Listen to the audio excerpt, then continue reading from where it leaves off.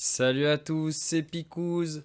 On se retrouve aujourd'hui pour une carrière réaliste avec Montpellier. Donc on part avec un club moyen qui vise l'Europe à court terme. Au niveau des paramètres de carrière, on va jouer en champion 4 minutes. On va jouer avec une intransigeance en négociation qui est sévère. Et on a activé la période des transferts. On va voir quel coach nous avons choisi.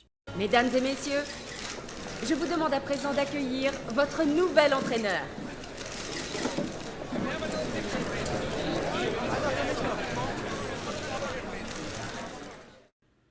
Comme vous pouvez le constater, du coup, on part avec du classique. On incarnera Olivier Dallaglio, qui est arrivé au début de cette saison 2021-2022. Au niveau des jeunes joueurs, on est directement allé voir ce qu'il y avait, et notamment le petit Alberto Navarro, un latéral gauche très prometteur, 66 à 17 ans, avec un général pouvant monter jusqu'à 94 dans le meilleur des cas. C'est franchement intéressant, du coup on l'a directement promu en équipe première, on n'a pas cherché à comprendre. Et au niveau des attentes du CA, un développement jeune assez poussé, avec une signature de 3 joueurs de moins de 20 ans, donc qui ont un meilleur potentiel bien évidemment, et recruter des joueurs du centre de formation, donc défenseurs, ça c'est fait. Faire une série de 10 matchs avec au moins un but marqué cette saison, ouais ça normalement on pourrait réussir. Et il demande une qualification européenne, hein. Ça rigole pas. Les dirigeants qui sont ambitieux, et on doit réaliser un bénéfice de 3 millions sur la vente des jeunes joueurs. Bon, c'est plutôt intéressant en termes d'objectifs. On va voir maintenant l'équipe qu'on a à disposition sur cette carrière.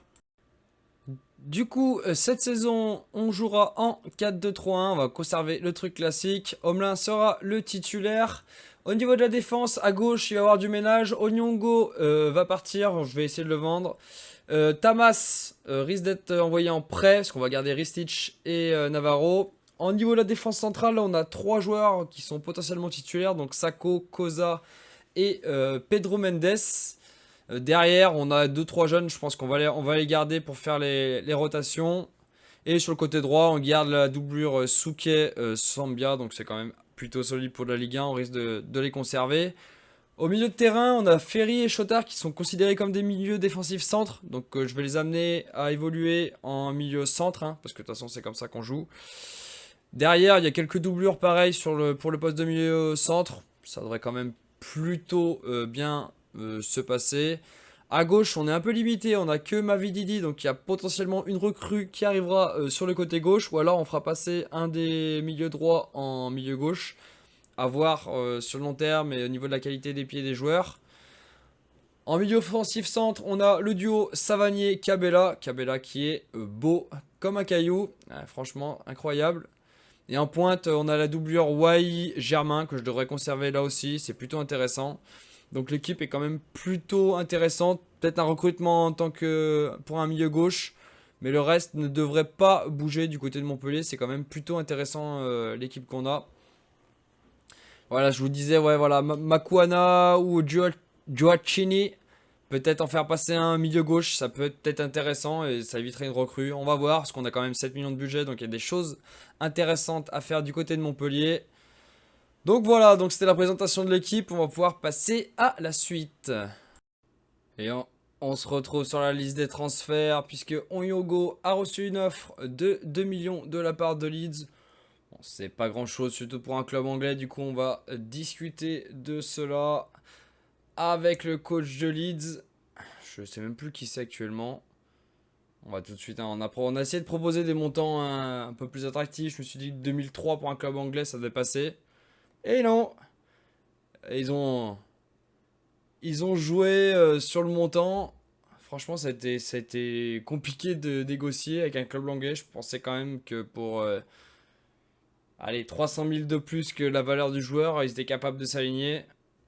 Et non, ils ont refusé pardon, 2300, 2200.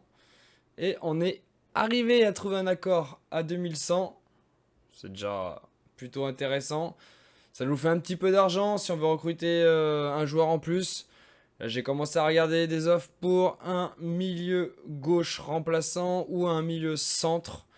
On verra, on verra. Mais en tout cas, l'offre a été acceptée par Leeds. Il n'y a plus qu'à attendre que Oyongo signe son contrat du côté de l'Angleterre.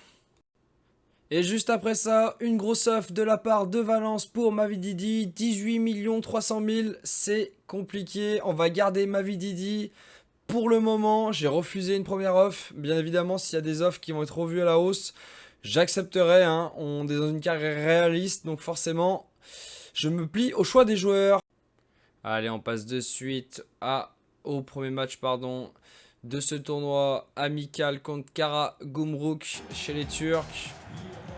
Pas de surprise sur l'équipe, hein. Là c'est l'équipe titulaire, je voulais voir ce que ça donnait face à ce club turc, plutôt de bas de tableau, hein. C'est pas un gros club.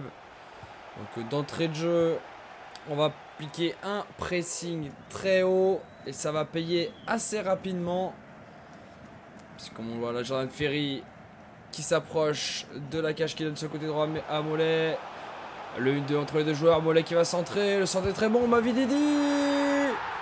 Et l'ouverture du score de Stevie Mavididi. Ah, le centre est parfait, le 1-2 entre Ferry et Mollet est nickel. Et derrière le centre est dans les pieds pour Mavididi, ça fait un 0 au bout de 10 minutes de jeu.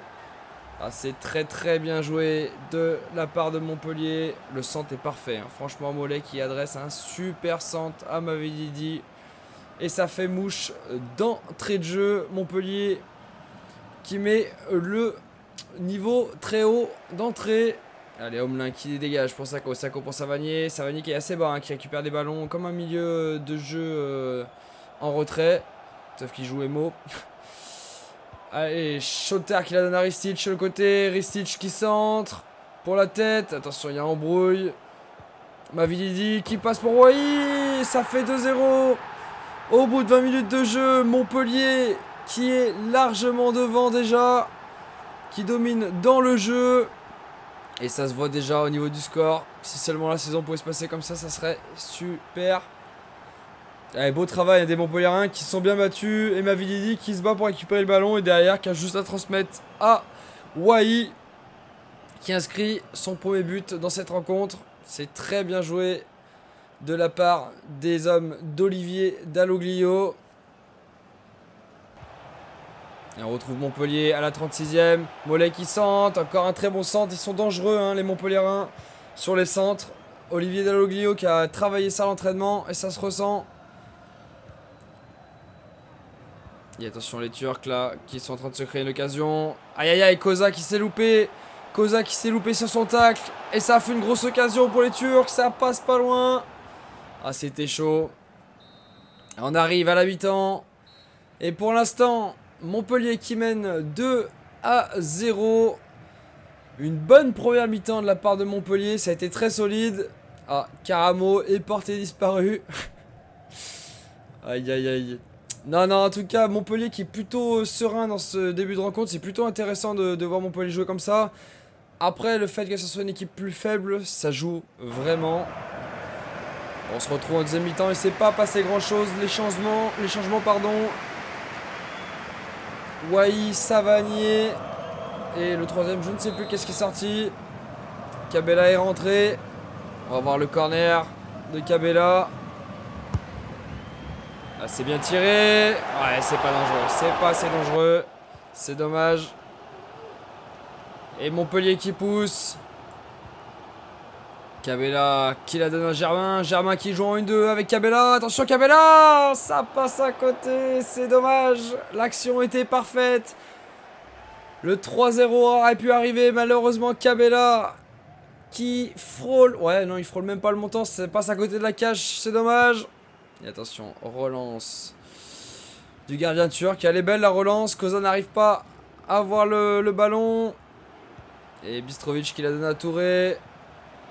Et attention, hein, les Turcs qui se montrent dangereux. Oh, c'est très bien joué sur le côté. Musa. Que va faire Musa et shoot. Ah, c'est bien arrêté par Romelin.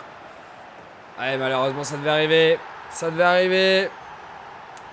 On n'est pas arrivé à se dégager. Et Montpellier qui encaisse ce but en toute fin de match. Ah, c'est dommage. C'est dommage parce que le match était vraiment bon de la part de Montpellier.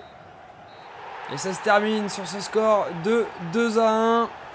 Ce premier match de préparé est plutôt intéressant pour Montpellier. On a hâte de voir ce que ça va donner contre les autres équipes de sa poule. Parce que c'est une compétition amicale. Hein. Donc ça va être plutôt intéressant. Mavididi a été bon ce soir. Un but, une passe décisive. A noter également le bon match de Wawi qui a été buteur. Derrière, ça a été plutôt homogène dans l'équipe. J'ai trouvé Ferry plutôt bon au milieu de terrain. À voir pareil sur le long terme contre des équipes un peu plus fortes. Mais c'est plutôt intéressant ce qu'a proposé Montpellier. On le voit au niveau de la possession. On a dominé le match. Plus de tirs, plus de possession. Plus de XG. Et derrière, on va voir au niveau des perfs des joueurs. Bon, il n'y a pas grand chose à dire.